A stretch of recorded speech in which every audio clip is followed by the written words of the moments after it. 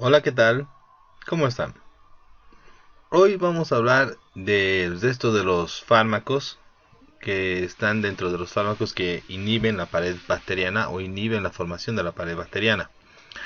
Estos fármacos son los monobetalactámicos, los carbapenémicos y los glucopéptidos.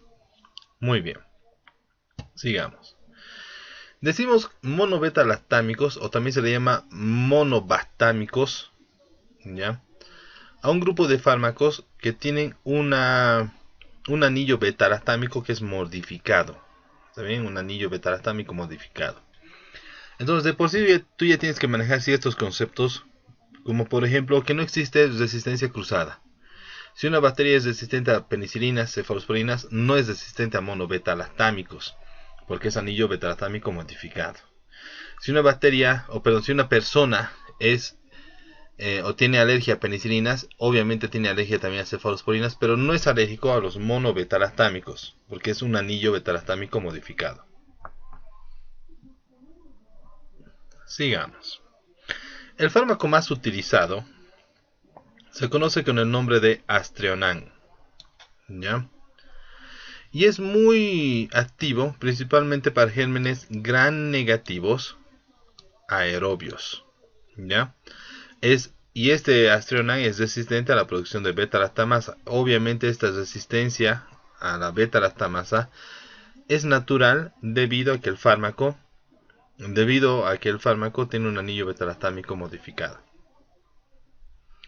¿Cuáles son algunos usos que se le da principalmente al Astreonan?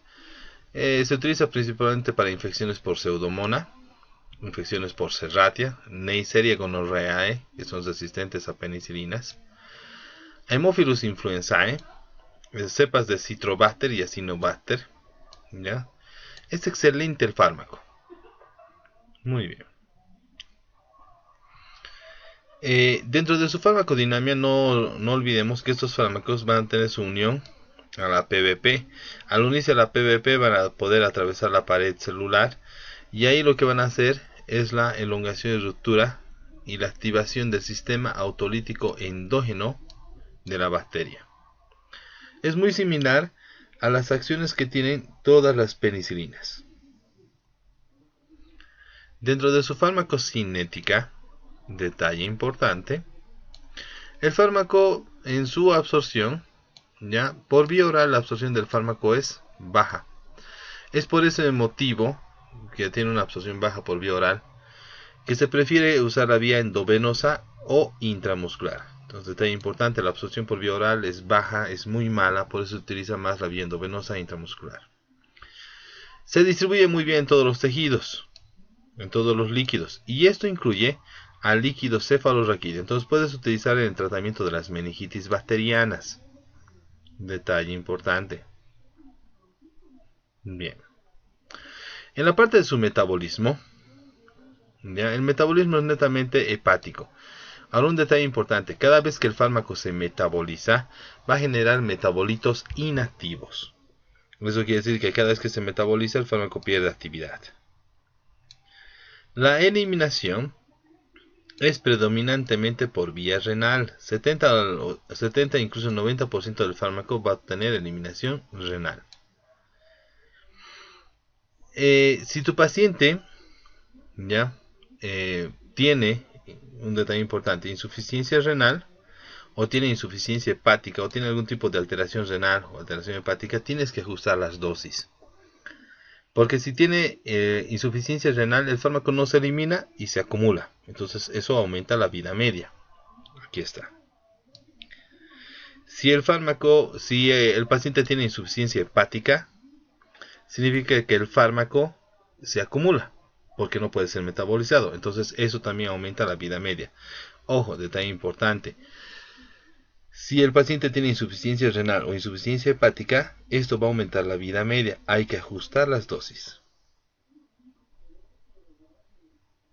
Bien. Uy, eso ya está. Efectos adversos. ¿Ya? En primer lugar, los efectos adversos del fármaco son raros, no son frecuentes. ¿Ya? El único problema de esto es que elimina principalmente a los gérmenes gram negativos y fundamentalmente aerobios. Entonces produce sobreinfección por los gram positivos. Entonces, ¿cuáles son los gérmenes gram positivos? Te predispone a infecciones por estafilococo dorado, estafilococos, por enterococos, y predispone también las infecciones por estreptococo, etc. En algunos casos puede producir elevación de las transaminasas. Se ha considerado que el fármaco a dosis muy elevadas puede producir lesión hepática. Hay que tener cuidado en esta parte. Y también puede producir exantemas. No es frecuente, pero puede llegar a pasar. Sigamos. Aquí tenemos el Astronan. El Astronan es fácil de recordar, viene en ampollas de 1 gramo y es para su uso endovenoso. Los adultos pueden utilizar desde 1 gramo cada 8 horas hasta máximo 2 gramos, que sería el máximo, cada 8 horas. En los niños se recomienda su uso en niños mayores a 4 semanas, es decir, mayores a 1 mes de edad. Y tiene que hacerse uso del fármaco previo cultivo antibiograma. Y se da a razón de 120 miligramos por kilogramo de peso día. 120 miligramos kilogramo de peso día. Por vía endovenosa, y hay que dividirlo en 4 dosis para ser usado cada 6 horas. Un detalle importante. No se tiene establecida la dosis de seguridad en niños. No se tiene establecida la dosis de seguridad en niños. A pesar de que se tiene una dosificación, es muy posible que vayan a aparecer efectos adversos del Astronan en niños. Muy bien. Sigamos. El otro grupo de fármacos que tienen anillo beta-lactámico modificado son los carbapenems, o también conocidos como los carbapenémicos. Los carbapenems son antibióticos bactericidas. Estos antibióticos carbapenémicos te sirven básicamente para muchas patologías. Sirve para cubrir gérmenes gram positivos, gram negativos, aerobios y anaerobios. ¿Qué quiere decir esto? Que los carbapenémicos se parecen mucho a las cefalosporinas de tercera generación. No lo olvides, gram positivos, gram negativos, aerobios y anaerobios. Se parecen mucho a las cefalosporinas de tercera generación. Los carbapenémicos tienen un anillo beta-lactámico que es modificado. Entonces no hay resistencia cruzada, número 1. Si una bacteria es resistente a penicilinas, cefalosporinas, no es resistente a carbapenémicos. Y tampoco hay hipersensibilidad cruzada. Si una persona es alérgica a penicilinas, es alérgica a cefalosporinas, pero no es alérgico a los carbapenémicos, por el anillo beta-lactámico modificado. Entonces, detalle importante, los carbapenems son resistentes a la producción de beta-lactamasa. Y hemos hablado de esto, anillo beta-lactámico modificado. Normalmente se utilizan los carbapenémicos, no le das como primera elección para nada. Los carbapenémicos utilizamos previo cultivo antibiograma y utilizamos para infecciones severas o infecciones multiresistentes. Puede ser infecciones del tracto digestivo, infecciones respiratorias, osteoarticulares, infecciones de tejidos blandos, estados sépticos. Al decir estados sépticos, ¿ya? Estamos hablando de la endocarditis bacteriana, de la sepsis. Ahora, quiero aclarar un detalle importante. Estos fármacos en su mayoría no son útiles en el tratamiento de la meningitis.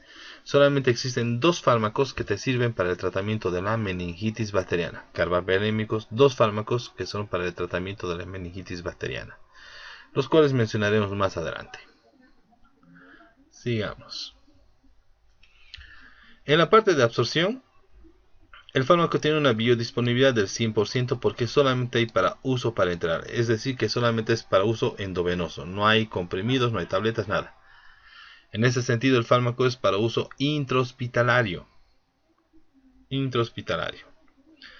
Los carbapenems se distribuyen muy bien, ¿ya?, en todos los tejidos, líquidos y secreciones.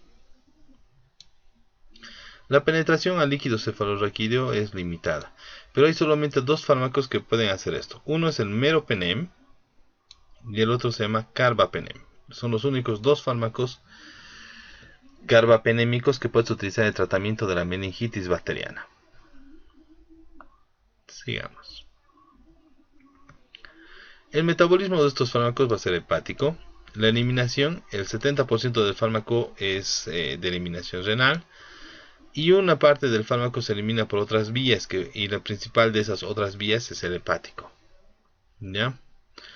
Si te has excedido en la dosis o es que existiese algún tipo de problema con el uso de los carbapenémicos, el fármaco puede ser retirado por hemodiálisis. Si bien se distribuye ampliamente en los tejidos y demás, una parte muy significativa, una gran parte del fármaco, puede quedarse a nivel de la sangre, entonces se puede retirar por hemodiálisis. Sigamos. Los fármacos más frecuentemente utilizados tenemos aquí al carbapenem, al imipenem, al meropenem, ertapenem y al doripenem. Son toditos estos fármacos. Normalmente te sirven para infecciones por bacterias gram positivas, gram negativas, aerobios y anaerobios. Entonces básicamente te sirven para todo. ¿Está bien? Incluso se utilizan para infecciones por Enterococcus fecalis, Clostridium difficile, Pseudomonas aeruginosa, Acinetobacter, Enterococos. Pero hay un pequeño detalle importante. Se ha podido evidenciar que no es efectivo para las infecciones a estafilococo dorado, resistentes principalmente a meticilina. No es efectivo para las infecciones por estafilococo dorado, resistente a la meticilina. Muy bien. ¿Cuáles son los efectos adversos? En primer lugar, el fármaco es muy bien tolerado. ¿Ya? Los carbapenémicos son muy bien tolerados.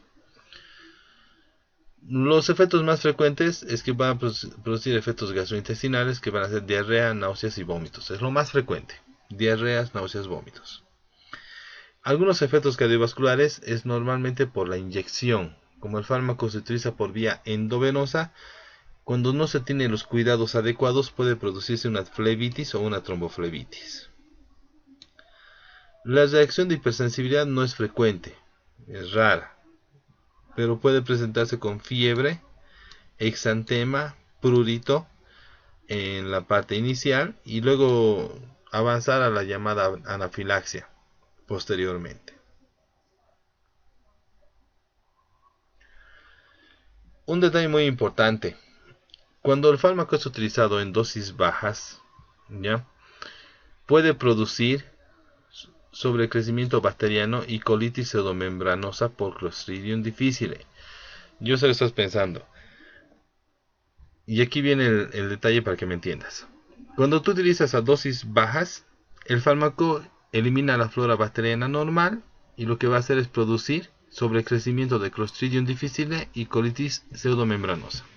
Ahora, a otra concentración, a dosis un poquito más elevadas, el fármaco te sirve para el tratamiento de la colitis pseudomembranosa, pero necesitas aumentar las dosis. ¿Está bien?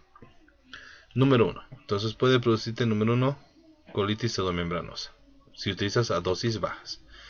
Y número 2, el fármaco puede producir infección o sobreinfección por hongos. Lo más frecuente es que el fármaco puede llegar a producir infecciones por Candida albicans. Es lo más frecuente, las candidiasis. Infecciones por Candida albicans. Muy bien. Puede producir también alteraciones del sistema nervioso central, como ser convulsiones. Ahora, un detalle muy importante: solamente hay dos fármacos que pueden producir las convulsiones. Número 1 tenemos al meropenem y número 2 tenemos al carbapenem, que son los fármacos que logran atravesar la barrera hematoencefálica para el tratamiento de las meningitis bacterianas.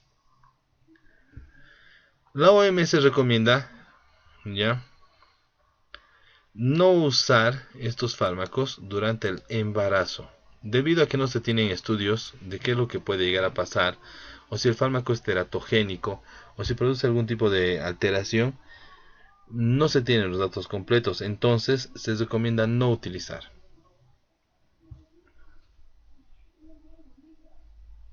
Ahora, Interacciones. ¿Ya? Existe una mezcla que es imipenem más cilastatina. Hace tiempo tenías que darle el imipenem y aparte venía la cilastatina. Actualmente no, doctores, viene todo junto. Imipenem más cilastatina. La cilastatina es un compuesto que lo que hace es mejorar al imipenem.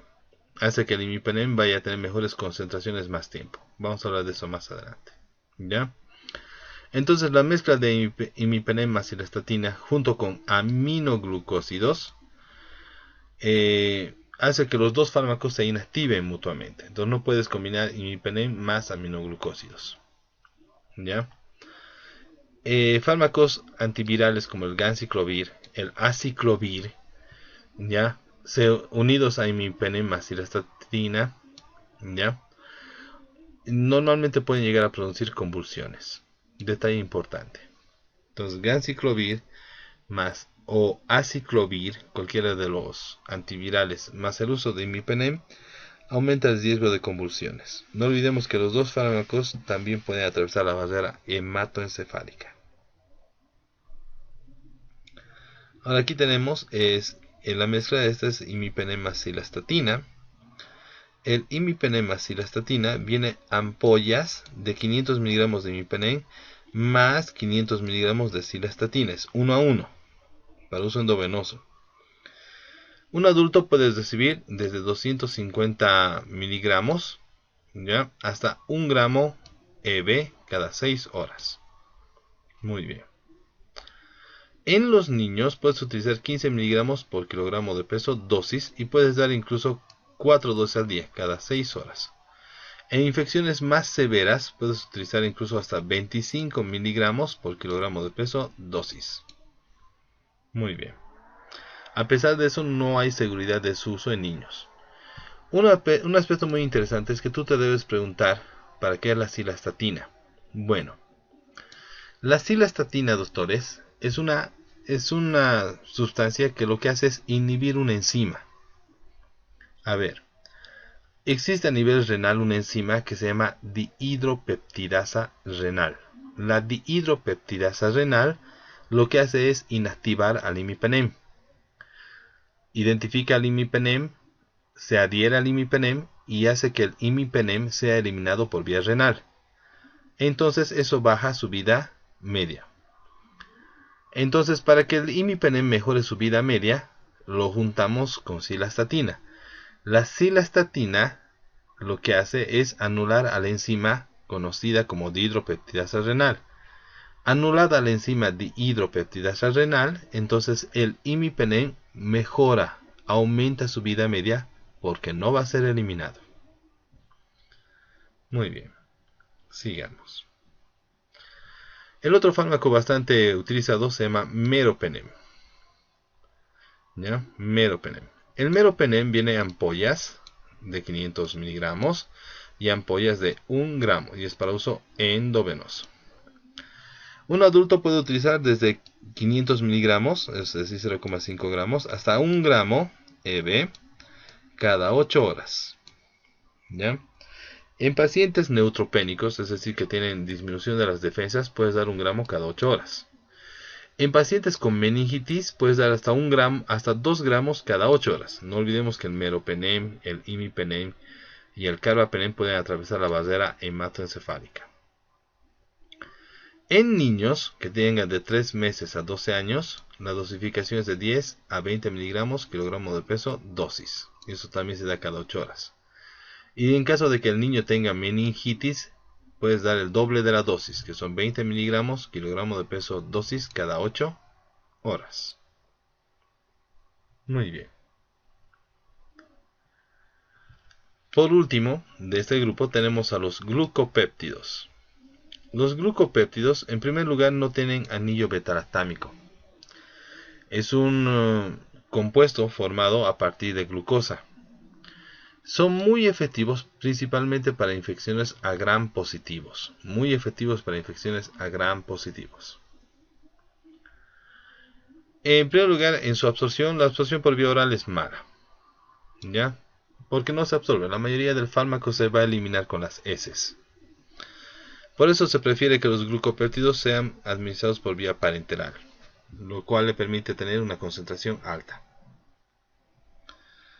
En su distribución, el fármaco se difunde muy bien entre los diferentes tejidos, líquidos, ¿ya? Llega incluso a lugares como la pleura, peritoneo, las meninges y líquido cefalorraquídeo. Entonces puedes utilizar básicamente para todo. Solamente una pequeña parte del fármaco se une a proteínas. Entonces solamente una pequeña parte del fármaco se une a una proteína plasmática. El metabolismo del fármaco es hepático. La eliminación, la vida media va de 1 a 6 horas, es muy variable. Todo va a depender de la función hepática del paciente y de la función renal del paciente. ¿Ya? No olvidemos que el 90% del medicamento se elimina por vía renal, entonces te sirve para el tratamiento de infecciones urinarias. ¿Ya? Ahora, el fármaco se distribuye muy bien en todos los tejidos. La hemodiálisis no va a poder quitar el medicamento porque va a estar ya en los tejidos, no vuelve tanto a la sangre. ¿Ya? Y lo que llegue a la sangre va a estar unido a una proteína plasmática.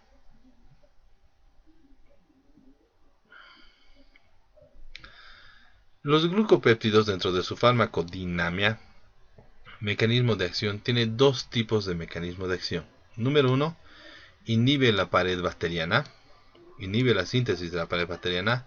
Y número 2, inhibe la síntesis del ARN bacteriano. ¿Está bien? Bien. Dentro de su espectro de acción, aquí tenemos una amplia lista de fármacos de bacterias a las cuales puedes darle esto. Quiero descartar lo siguiente. Primero puedes utilizar para estreptococo. Puede ser estreptococo piógenes, neumonía, anaerobios, estreptococo viridans, etc. ¿Ya? Te sirven para los Clostridiums, ¿ya? Para el Bacillus anthracis, para el anthrax, ¿ya? Para los actinomyces, para el Corynebacterium diphtheriae, productor de la difteria, para la Neisseria gonorrhoeae. Últimamente se ha estado utilizando bastante en Europa, principalmente para las Neisserias gonorrhoeae que han aparecido que son resistentes a varios fármacos. Te sirve para infecciones por estafilococo dorado, estafilococo coagulosa negativo, estafilococo epidermitis, etc. ¿Ya? O también para el estafilococo meticilino resistente, estafilococo dorado meticilino resistente. Entonces te sirve para muchas otras indicaciones. Entre sus usos, ¿ya? Te sirve para infecciones a gram positivos, ¿ya? Para las bacteremias, para los tratamientos de los abscesos cerebrales, el empiema subdural, el absceso epidural espinal, infecciones graves de la piel y tejidos blandos, las endocarditis bacterianas, las meningitis, siempre y cuando esté dentro del espectro de acción te sirve, e incluso para el tratamiento de la osteomielitis, neumonía, las artritis sépticas, la trombosis séptica de seno cavernoso y dural, profilaxis de endocarditis, ¿ya? O también para el tratamiento de la colitis pseudomembranosa. ¿Está bien? Entonces tú dirás, ¿por qué no utilizamos de primera, o sea, como primera elección la vancomicina? Porque aparentemente te sirve para todo y es excelente. No utilizamos las vancomicinas, doctores, por sus efectos adversos. Primero, puede generar hipersensibilidad. No es frecuente, pero puede haber. Segundo, el fármaco produce nefrotoxicidad. ¿Qué quiere decir? El uso a dosis indicadas puede ya producir en pacientes con predisposición, ¿ya? Puede producir nefrotoxicidad. Entonces, altera la función renal y puede producir insuficiencia renal incluso. El fármaco también puede producir ototoxicidad, pérdida auditiva. Esta pérdida auditiva, doctores, es irrecuperable. Dañado el órgano de la audición, el paciente se queda así. No es que va a volver a lo normal, suspendido el fármaco. Puede producir también neutropenia. La neutropenia, por suerte, es reversible. Neutropenia es reversible. Puede producir eritema y reacción anafilatoide en los niños, ¿ya? En especial en el niño que le vas a dar con anestésicos locales. Puede producir colitis pseudomembranosa. por sobrecrecimiento de Clostridium difficile. A ver, ¿la vancomicina te sirve para tratamiento de Clostridium difficile? Sí, eso es cierto. Pero la misma vancomicina o glucopéptido también puede producir colitis pseudomembranosa cuando utilizas a dosis bajas. Eliminas la flora bacteriana normal y eso predispone al crecimiento de la aparición de colitis pseudomembranosa por Clostridium difficile. Muy bien. También puede producir algo llamado el síndrome del cuello rojo o síndrome del hombre rojo, ¿ya? Cuando el fármaco es colocado de forma rápida, va a producir el síndrome de cuello rojo o síndrome del hombre rojo. Por eso se recomienda que se utilice de forma lenta. En el sitio de inyección puede producir flebitis local, ¿ya? Es dolorosa. También puede producir la inyección rápida, fundamentalmente fiebre medicamentosa, la inyección rápida, náuseas, escalofríos, eosinofilia, exantemas, dermatitis exfoliativa, y aquí viene la peor parte, puede producir síndrome de Stevens-Johnson. Entonces el uso de vancomicina, si bien es bueno, se recomienda que se utilice previo cultivo y antibiograma. O sea, fármaco glucopéptido, previo cultivo más antibiograma. Son demasiados los efectos adversos. Bien. El fármaco más utilizado es la vancomicina. La vancomicina viene en ampollas de 500 miligramos y ampollas de 1 gramo y es para uso endovenoso. En los adultos tú puedes utilizar 500 miligramos EB y se recomienda que venga diluido en solución fisiológica, en 100 ml de solución fisiológica, y se administre cada 6 horas. Hay que recomendar que el fármaco tiene que pasar en 60 minutos. Si tú pasas muy rápido, en menos de 60 minutos, normalmente produce síndrome del cuello rojo o síndrome del hombre rojo. Niños se da 10 miligramos por kilogramo de peso dosis y también hay que administrar cada 6 horas y hay que utilizar y también hay que administrar en 60 minutos el fármaco. En neonatos de 0 a 1 semana, 15 miligramos kilogramo de peso dosis inicial, y luego 10 miligramos por kilogramo de peso cada 12 horas. Recién nacidos de 1 a 4 semanas, 15 miligramos por kilogramo de peso dosis inicial, y 10 miligramos kilogramo de peso cada 8 horas, dosis de mantenimiento. Y de 1 mes a 12 años, 10 miligramos kilogramo de peso dosis cada 6 horas.